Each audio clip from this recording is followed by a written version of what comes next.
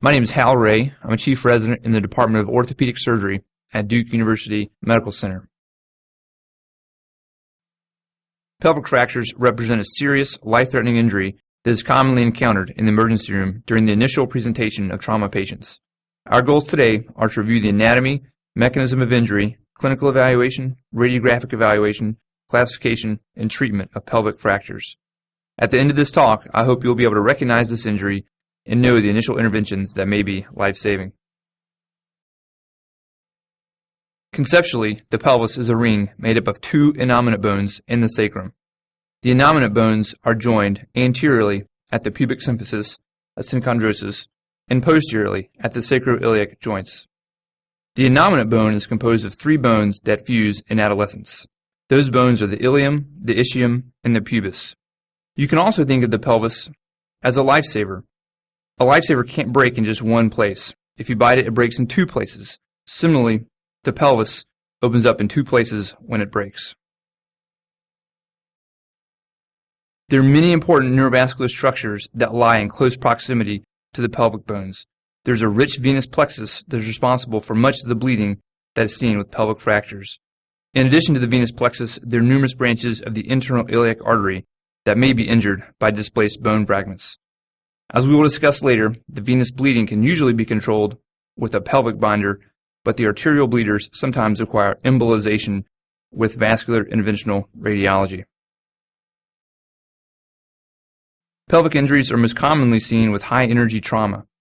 Anterior-posterior compression from head-on collisions or impact of the pelvis against the gas tank of a motorcycle often leads to an anterior-posterior compression type injury.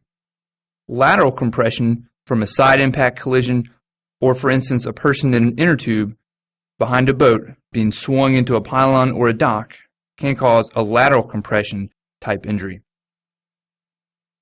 Pelvic fractures are also seen with falls from a height with a particular pattern depending on how the patient landed. The initial clinical evaluation is the same as for any trauma patient, which includes formal evaluation with the Advanced Trauma Life Support Protocol.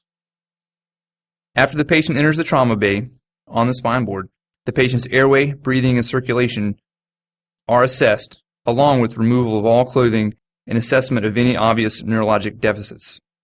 Full exposure is critical for evaluating any ecchymoses or blood at the urethral meatus before Foley insertion. All life-threatening injuries are addressed as they are identified.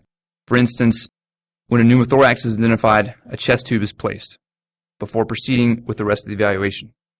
The patient must be rolled off the spine board for palpation of the posterior spinal elements and for rectal exam. After the primary survey, the patient may be examined in more detail for any scrotal, vaginal, or rectal lacerations that may represent open fractures. Examination of all four extremities is important to identify other injuries that commonly occur in the setting of high-energy trauma, such as femur, tibia, and calcaneal fractures. At this point, initial trauma series X-rays are obtained, which usually provides an anterior-posterior view of the pelvis. Subsequently, the patient is taken to the CT scanner where further imaging is obtained. Later, when the patient has been stabilized, formal pelvis X-rays are then obtained. Standard pelvis X-rays include anterior-posterior, inlet, and outlet views. Additional oblique views, called Judet views, may be obtained to further evaluate the injury pattern. The CT scan is closely examined to identify subtle involvement of the sacroiliac joints that may include widening, impaction, or vertical displacement. Classification is important in determining both initial and later treatment. Anterior-posterior compression injuries may benefit from a pelvic binder, while lateral compression injuries do not benefit from a pelvic binder. Anterior-posterior compression injuries also result in considerably greater blood loss, which may help guide resuscitation efforts. Initial treatment begins with hemodynamic stabilization. This involves evaluation of the patient's vital signs with subsequent fluid administration. Additionally, a binder is applied in some cases of anterior-posterior compression injuries, or removed if it was previously applied for a pattern that does not need the binder.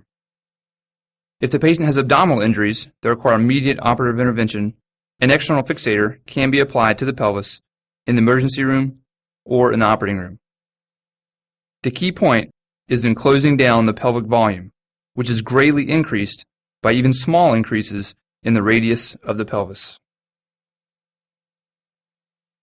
It is important to pay attention to the patient's vital signs.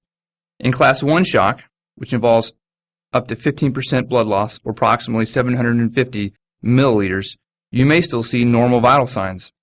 With Class 2 shock, which is 15 to 30% blood loss, or up to 1500 mLs, you may see increased pulse and/or decreased pulse pressure.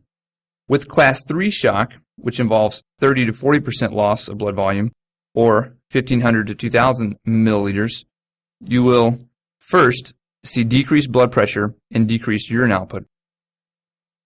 With Class 4 shock, which is greater than 40% blood loss, or over 2000 milliliters, you will see negligible urine output, marked tachycardia, and confusion or agitation.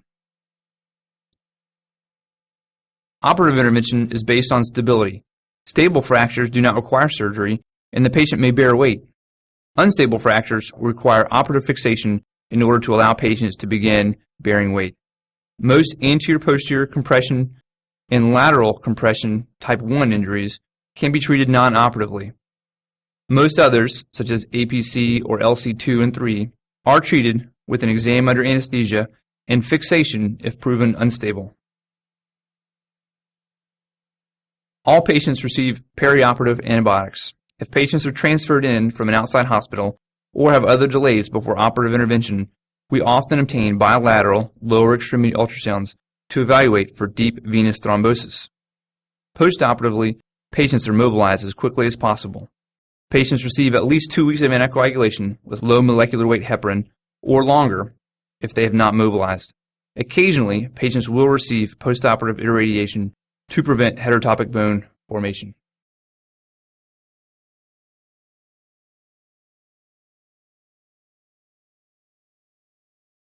Thank you very much.